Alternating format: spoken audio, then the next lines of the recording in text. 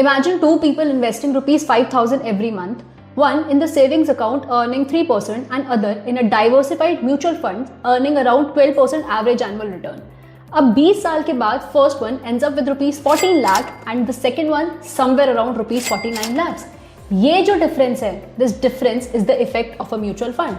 So today in this video we'll learn mutual funds from the scratch. मतलब what they are, उनके types क्या है, risk क्या होंगे, SIP versus lump sum, etc.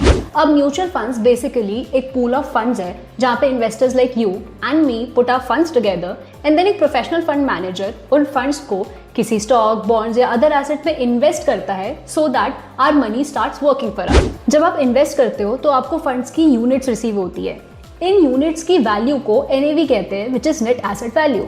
Now NAV fluctuates on the basis of the market movements and funds underlying investment.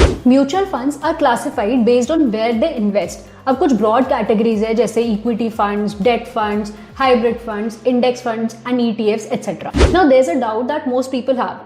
SIP versus lump sum. अब SIP is basically systematic investment plan जहाँ पे आप एक fixed amount regularly invest करते हो। इससे आपका financial discipline build होता है, रुपी कॉस्ट एवरेजिंग हो जाती है, प्लस जो इम्पैक्ट होता है मार्केट वॉलेटिलिटी का वो कम हो जाता है।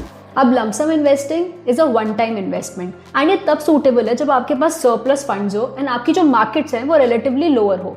तो the answer is neither SIP nor lump sum is universally better because दोनों ही डिफरेंट फाइनेंशियल प्लानिंग नीड्स को सर्व करते हैं। Mutual funds are regulated by SEBI but they do carry certain risk. They come with a disclaimer for a reason कि mutual funds are subject to market risk. अब इनमें market risk होता है, interest rate का risk होता है, credit risk, concentration risk, which means sectoral और thematic funds can be highly volatile.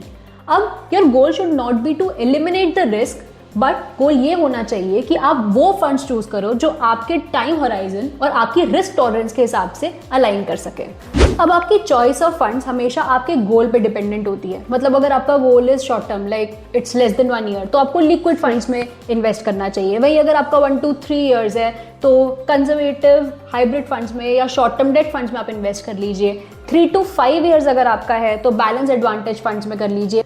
वही अगर आपका गोल 5+ ईयर्स है तो आप इंडेक्स फंड्स में या फिक्स्ड कैप फंड्स में या फिर मिड कैप फंड्स में आप इन्वेस्ट कर सकते हो।